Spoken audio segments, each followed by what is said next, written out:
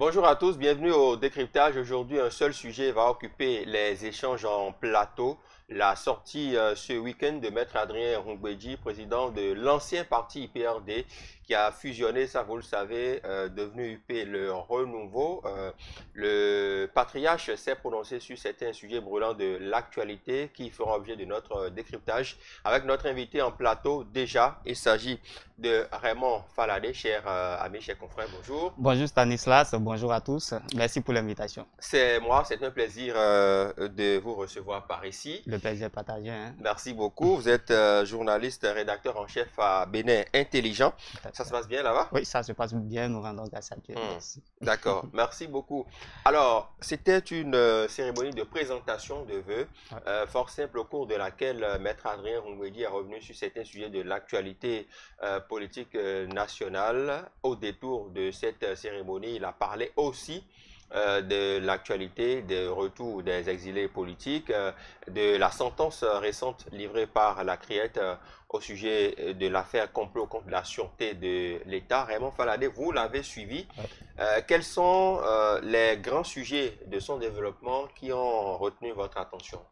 Je pense que l'ancien président de l'Assemblée nationale, le Hum, président Adrien Oumbédi, hum, a abordé des sujets que hum. nous savons déjà tous, Ouais, même si ces personnes, ces acteurs politiques qui sont proches de l'actuel régime hum, n'en parlent pas assez. hum, Il a parlé des lois exclusives, hum, il a parlé des prisonniers politiques, hum. des exilés politiques.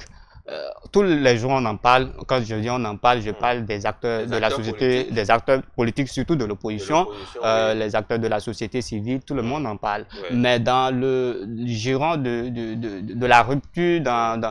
au sein du gouvernement, en Au tout cas sein de tous la ceux qui, mouvance, voilà, au sein de la mouvance, ouais. euh, quand vous abordez le sujet, on vous dit non, Hum, il n'y a pas d'exilés politiques au hum, Bénin. Il n'y a pas de prisonniers politiques au Bénin. Les gens ont fui la justice, ils hum, sont allés se réfugier à l'extérieur, ou bien ceux hum, qui sont en prison, c'est des gens qui ont commis des infractions, et puis hum, la justice a rendu sa décision et se sont retrouvés en prison. hum, Donc aujourd'hui, qu'un acteur aussi important hum, de la mouvance présidentielle en passe, ça veut dire que hum, ce que les gens disent n'est pas forcément faux. hum. Ça veut dire qu'il y a un problème et c'est quand même heureux d'abord de savoir qu'il y a des gens qui, euh, qui voient comme les autres aussi, même au sein du gouvernement, Hmm, et, ou bien au sein de la mouvance présidentielle, hmm, et qui sont prêts à dire la vérité au président et à tous ceux qui travaillent avec lui hmm, depuis qu'il est là. tout à fait. C'est vrai que cette sortie a suscité beaucoup de réactions parce que déjà, c'est quand même Maître Adrien Rungweji qui fait partie de la mouvance désormais. Mhm. On estime que c'est pratiquement un discours d'opposant qu'il a eu lors de cette cérémonie de Euh, vœux. oui, c'est normal Hmm, quand on pense que c'est un discours d'opposant, mais hmm, moi je dis que c'est un discours de vérité. hmm, Cependant, peut-être j'aurais voulu que ça soit entre eux, hmm, puisqu'on dit, comme on a l'habitude de le dire, les loups hmm, ne se mangent pas entre eux. ouais, Il appartient à la mouvance présidentielle et il a toutes les armes quand même hmm, pour souffler aux oreilles du chef de l'État que, attention, il y a malaise, hmm, pour souffler aux oreilles de ceux-là qui sont autour du président de la République pour dire il y a malaise et, si hmm, et lui faire des propositions hmm, pour que cette situation soit réglée. C'est normal que ça suscite autant de réactions parce que d'ailleurs, lui-même, il fait partie du système et hmm, il a participé aussi au système puisque les lois qui posent aujourd'hui problème, ces lois, la plupart ont été votées quand il était encore président de l'Assemblée nationale et la minorité d'alors hmm, avait attiré son attention là-dessus, mais il a estimé que c'est une bonne chose et qu'on devrait foncer. On hmm. est désormais dedans. Certainement, il a constaté que, attention, ça ne va pas et il faut revenir sur certaines choses, Hmm. les améliorer pour que chacun puisse se sentir à l'aise. Sur l'affaire du complot contre la sûreté de l'État, il a laissé entendre quand même que les personnes condamnées seraient des victimes pour lui. Il les a présentées pour victimes. Il a parlé justement de gracier, il a suggéré justement hein, au chef de l'État de gracier certains prisonniers qu'il qualifie de prisonniers Mhm. politiques. Est-ce que quelque part ce n'est pas banaliser un peu ce qui a failli se passer parce que le complot contre la sûreté de l'État, on a tous suivi un peu ce qui s'est passé, les débats et Mhm. discussions de l'autre côté de la cour. Si notre pays n'avait pas évité ça, que serait-on en train de dire? Est-ce que Maître Adrien Rumbedji a imaginé cela un seul instant avant d'adopter une telle posture? Oui, c'est vrai que cette partie, Mhm. ça fait beaucoup, ça m'a fait aussi réfléchir Mhm. également. Ouais. On a suivi tous hein, Mhm. les débats et Ouais. on a vu tout ce qui s'est passé Mhm. et la décision que la criette, que la criette a rendue. On ne saurait aussi pardonner facilement un tel acte qui pouvait compromettre quand Mhm. même notre paix que nous avons chèrement acquise et tout. Ouais.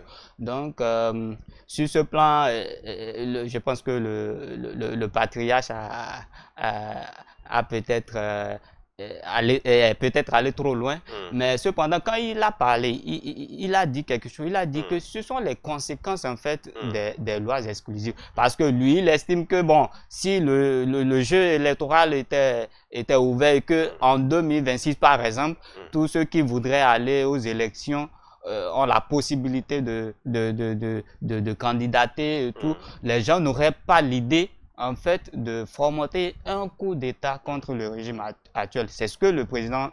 Adrien Mukwege est en train de dire. Et il dit si par exemple le jeu était ouvert, que tout le monde pouvait aller librement, tous ceux qui aspirent quand même Mhm. à la magistrature suprême pouvaient déposer les dossiers de candidature et être retenus pour participer à cette élection. Les Mhm. gens n'auraient pas l'idée, d'accord, d'aller, de chercher à faire partie par la force le régime actuel. C'est ce Mhm. qu'il a tenté, enfin, c'est ce qu'il a tenté de dire. Ouais. Mais demander en même temps qu'on gracie ces gens-là, je pense que c'est trop demandé Mhm. parce que le sujet, l'acte est C'est un tellement sujet quand même assez assez délicat. délicat, sensible, c'est tellement l'acte, Ce qui lui l'acte est est reproché est quand ouais, même assez, assez grand, c'est assez assez dur, grave assez aussi. grave, voilà. Oui. Donc, Donc, que cela soit aussi est-ce qu'il a pardonné comme suivi quand ça, même c'est les difficile. discussions au niveau de la cour, tout ce qui s'est passé au niveau de l'audience? Est-ce que Maître Adrien Ngouedi a bien suivi, comme Maître, nous, tout ce qui a justement, a été? Parce que ouais. Maître Adrien Mukwege a peut-être suivi, Hum, mais le problème, c'est qu'il, moi, je me dis, il a pensé aussi peut-être hum, aux autres qui se sont retrouvés dans le même, dans le même cas quand nous prenons par exemple le cas de Joël Aïvor, hum, et Kiamadougou et hum, tous les autres qui ont été condamnés par cette cour. Il a essayé d'englober tout ça hum. pour pouvoir faire cette proposition. C'est l'analyse que moi je fais Il a parlé des de exilés cette. politiques Il a aussi. parlé des exilés politiques. Hum. Enfin, Qui est-ce que lui, il appelle l'exilé politique? il est le seul à nous le dire, mais Hum, tous les jours, quand l'opposition prend la parole, la société, certains acteurs de la société civile, on nous parle des exilés politiques, on cite des noms. hum, On cite des noms. Je prends le cas de Sébastien Adiavon, hum, Valentin Djenotin, hum, Komi Kouché, ainsi de suite. hum, On en parle tous les jours, mais seulement qu'au sein de la mouvance, on ne reconnaît pas qu'il y a des exilés politiques ou de prisonniers politiques. hum, Et d'ailleurs, aucun régime n'a jamais reconnu cela. Hein. hum, Même au temps de Yahi Boni, il y en a eu. Il y en a eu, mais on n'a jamais reconnu. hum, Bon, c'est après qu'on revient sur ça pour dire, bon, et ainsi de suite. hum, Et lui-même, le président Adrien Oubeja aussi a donné l'exemple. Sous Kérékou, il y en a eu, hum, mais Kérékou n'avait jamais reconnu. Mais après la conférence hum. des forces de la nation de 90, tous ceux-là sont rentrés. Et puis ensemble, ils ont travaillé pour que nous soyons là où nous sommes aujourd'hui. Il y a la question du logo aussi et de la fusion du PRD Mm. en ce regroupement politique Ouais. devenu parti politique, Mm. l'UP Le Renouveau. Oui. Il a dit quelque part, je cite, si on vous dit que le PRD a disparu, répondez-leur non, le PRD n'a pas disparu. Et pourtant, on sait que le PRD a disparu. Qu'est-ce qu'il ne veut pas accepter dans ce cas? Non, il faut dire que le président Adrien Oumbédi n'a pas digéré la fusion UP et PRD. D'abord, quand on prend le PRD, c'est le plus vieux parti, en tout cas du Renouveau démocratique, si je ne me trompe pas.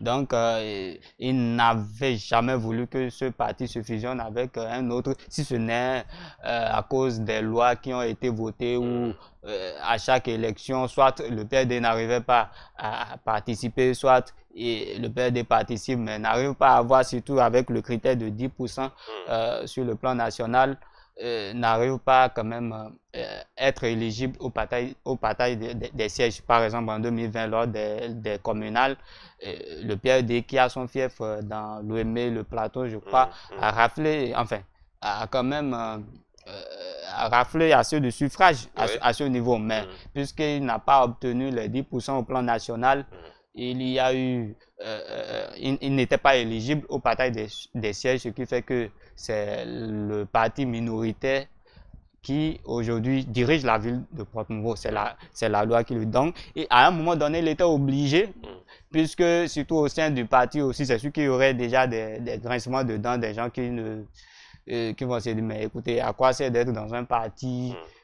Vous allez aux élections, vous travaillez dur, vous avez des suffrages qu'il faut, mais à cause du critère de 10%, vous êtes mis de côté. Donc il a certainement compris et c'est pour cela qu'il a accepté de se mettre ensemble avec l'UP d'alors pour devenir aujourd'hui UP le Renouveau. Mais il faut dire qu'il n'a pas digéré ça et que lui considère que le parti, le PRD existe toujours.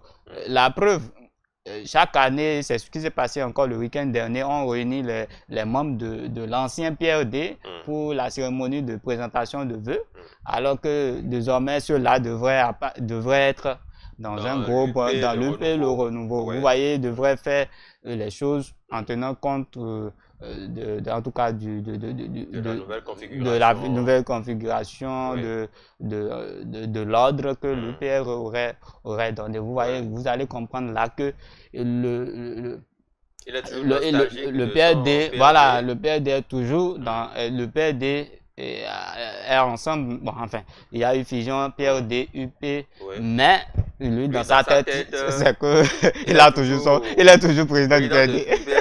Voilà, donc c'est un peu ça.